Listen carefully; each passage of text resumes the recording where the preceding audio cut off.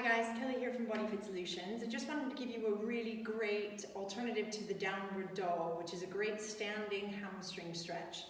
Now we usually recommend that you do these stretches after you've done the myofascial release on your hamstring. If you look back at some of our other videos, we do a seated hamstring stretch on a chair, which is really great with a lacrosse ball, hard ball, or you can do that sitting on the floor with a pipe or a rolling pin, which works really nice.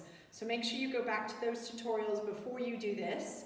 And this is specifically important for people that do have tightness in your hamstrings. If you are someone that is very loose in the back of your legs, then I wouldn't recommend doing a lot of these exercises because the hamstrings actually need to be a little bit of a power creature. So really kind of listen to this. If you are someone that easily goes into kind of a forward bend and can do downward dogs quite easily, then I wouldn't recommend this for you. But if you are slightly tight, you suffer with going down into squats comfortably, you suffer maybe with low back pain, then this can be a really great way to kind of ease you out of that, okay?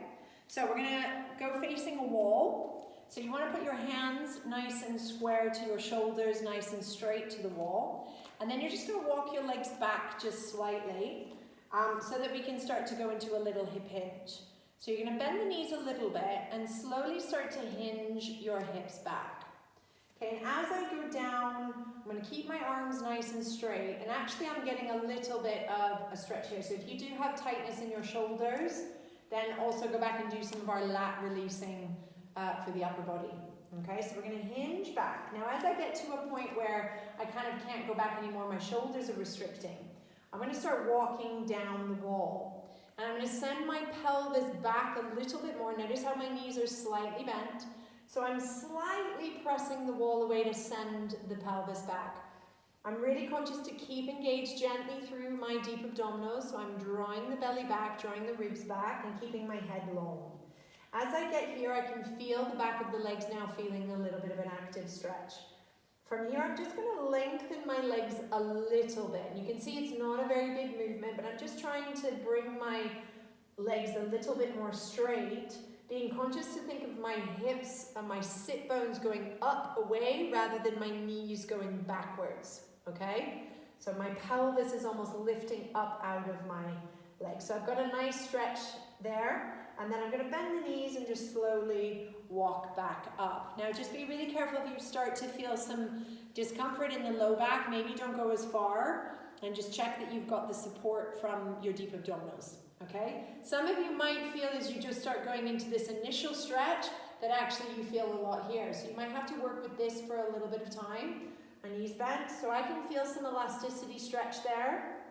And then as I walk back and I send my pelvis back, the tail is slightly going up, okay? So if I feel my tailbone going up towards the sky, I get a little bit more stretch, but I have to make sure I have the deep belly supporting this, okay? So this is really nice to get an active stretch in standing, especially if your arms are not very good at weight bearing, okay? So that's the standing stretch, and I would recommend doing that 3 to 5 times, nothing too crazy. And just taking a little bit of time when you get there to hold and breathe, okay?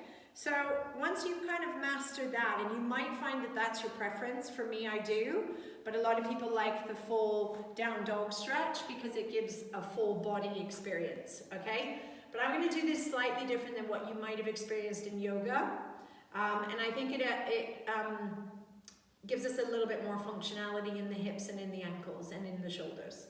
So I'm going to start in all fours, and we have to be really careful when we're weight bearing to not brace into the elbows. So the elbows are gently soft, and I'm rotating my upper arm slightly around so that the elbows are, the inner elbow is facing forward. Okay, so my shoulder blades are nicely on my back, my hands are spread, and the inner part of the hand is not touching the floor. So the center of my hand is not on the ground. As soon as the center of my hand comes to the ground, my elbows are going to go locked, okay? I'm really conscious of my first finger pad. Now I come down the spine and check in what my ribs are doing. If my ribs are dropped, I'm going to hug them up. I'm going to check my pelvis. Where's my tail pointing? Is it pointing too high up? Is it pointing down? Is it nicely in the middle? So my sit bones are facing back. From here, I'm going to do a few little hinges back into the hips. coming back up. Gonna hinge back into the hips. So this is kind of stretching a little bit of those hamstrings like we did on the wall, but because we don't have the lower legs engaged, it does feel slightly different. So it feels more in the front of my hip, and I wanna make sure I'm not dropping the belly wall as I go back further, okay? And that I don't disengage the rib cage. The rib cage stays engaged, the deep belly stays engaged. Now from here, when I'm kind of back into my hips and I can feel my legs in my socket, I can start to push the mat forward with my hands and push the feet back. And I'm just gonna come into a little hover here. Okay, so I just wanna feel that connection to the hands and the feet. So the feet press back, the hands go forward, the knees come up. Okay, that might be challenging in itself. From there, as I hover, I'm gonna send my heels back and my arms or my body through my arms.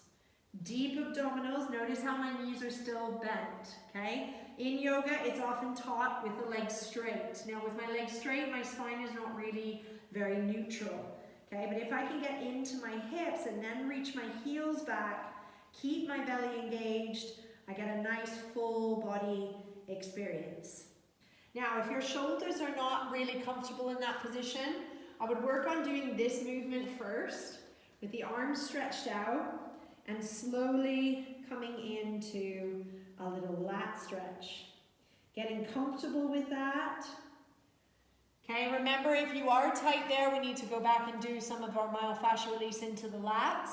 So with our roller or our lacrosse ball. So sometimes just doing this a few times, keeping the belly engaged, letting the shoulders drift up a little bit as I go down. Because if I keep the shoulder blades really fixed, it doesn't actually feel very nice. Okay, but you can see this shape that I'm getting into is the same shape we end up in the down dog.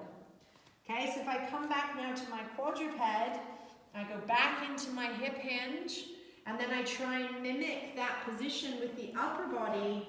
I now come into that lovely down dog. Now thinking of our standing stretch, I'm gonna lengthen the legs as I'm here, keep the deep abdominals on, reach the heels back, and then come back down. And I would say just staying there for a count of kind of 3, 2, 1. Now if that's too challenging for you, I would do the standing stretch and just do that little lat stretch here until you really feel confident in your upper body to be able to do the full down dog. And hopefully that will help you find some length through the back chain of the body and give you some support and length through your upper body. Thank you for joining me.